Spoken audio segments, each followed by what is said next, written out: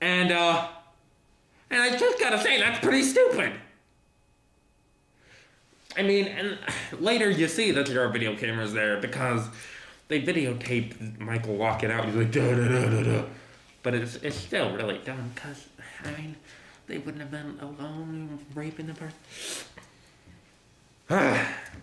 Then when Michael suffocates this guy in his drain, it takes forever and it goes on way too long. And then he's like, screw it. And Michael pushes the guy down, lifts up a TV, and is like, oh, and kills him with the TV anyway. So, a pointless scene. That's within 50 minutes of the film. Wait. I don't know. They switch the mood around constantly from upbeat to hardcore, which is weird. I mean, they use songs like Tom Sawyer from Rush. It's like, and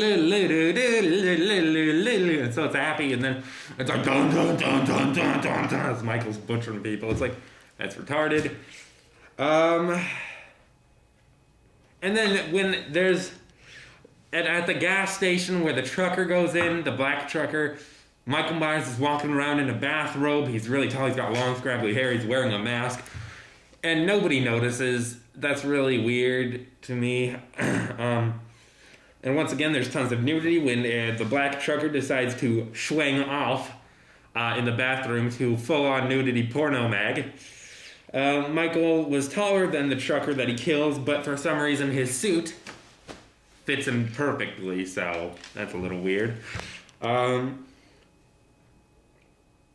Let's see, what was I going to say? Oh, the daughter, Lori Myers was her real name. I don't know what it got changed to. But she's the daughter of a seemingly good family, and she uses tons of sexual references in the beginning when you first see her that makes you hate her already. At least it makes me hate her. That's disgusting. The original Lori was a good squirrel girl in the original, played by Jamie Lee Curtis. In this, she is a crude jerk, and in the original, she loved kids, and in this she's like a jerk.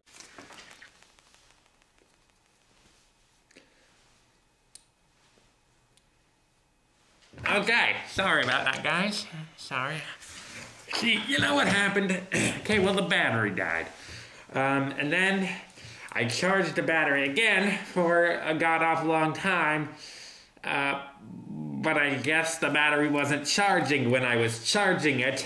And it died again instantaneously. So, and things might look a little different. My shirt underneath, all because, well, it's another day. It's day 2.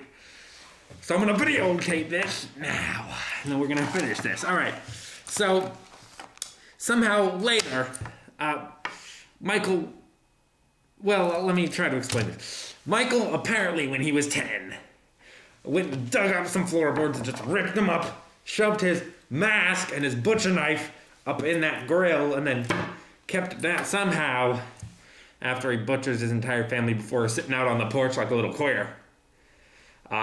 He just shoved all that crap up in there, closed it. So, kind of unrealistic, but what's even more realistic is when adult Michael escapes from the hospital and goes and jogs. Nobody thinks about it for a long time to go back to his hometown. They do later on in the film, but not for a long time, because it would take him a long time to walk over to his house. See? And it's like, they said in the movie it was like 40 miles away or something. I don't know what it was. 14, 40, same difference. I don't know.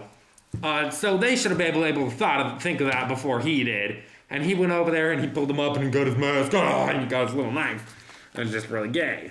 Stupid. I'm sorry if you're offended by the word gay. That's what I said.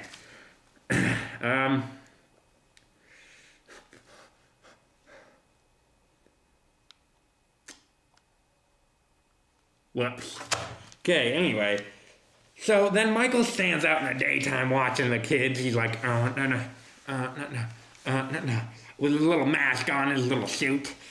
And, everybody sees him, and nobody does anything about it. It's kind of weird, because you'd think they remembered the mask from when he's a kid. It's only like 12 years later or something. Are they to forget the most, like, important crime that happened in their little town there? The most important crime. They forget all about the mask and the kid and Michael Myers and everything. Stupid. Stupid. And also, then I noticed the teens don't look like teenagers at all. No. They look like, adults.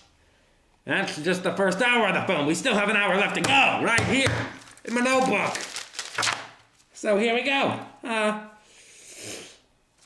The original film, the original Halloween by John Carpenter, had a lot of clever, witty dialogue in it, whereas this film, they just shout expletives and expect great reviews because, oh, hey, look, we're new and cutting edge. We're cursing a lot.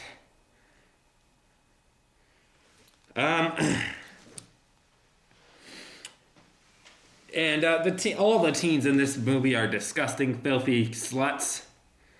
Should be bashed over the head with a school book and shanked and, I don't know, bludgeoned to death, I don't know.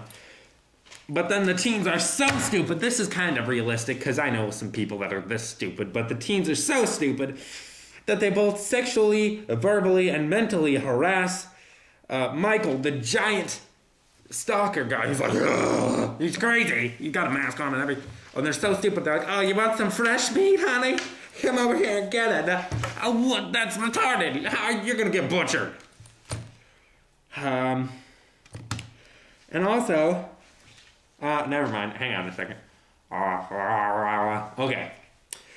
And there was a little quaint cameo. Sorry again if you're offended by queer. It's what I say. There was a little cameo by, I believe, Captain Spaulding in this film from Rob Zombie's other crap fests, House of a Thousand Corpses and The Devil's Rejects. Captain Spaulding is the gravekeeper of this film. I believe it's the same actor. He looks and talks just like him. And it's a stupid little cameo. It brings you out of the movie and going, hey, look, this is from Rob Zombie's other gay films. And sorry again by gay, but you just gotta learn to deal with it. But it's just like, yeah, okay, look at that. Look at that. It brings you out of the... Hang on. It brings you out of the film and into Rob Zombie's little wonderland of queer movies that he made. And then, once again, there's random nudity and blatant sexuality that progress the storyline none whatsoever. So, stupid. Okay, let's keep going. That's 70 minutes into the film. And also, I noticed that Don't Fear the Reaper is all over this movie. It's all up in that movie.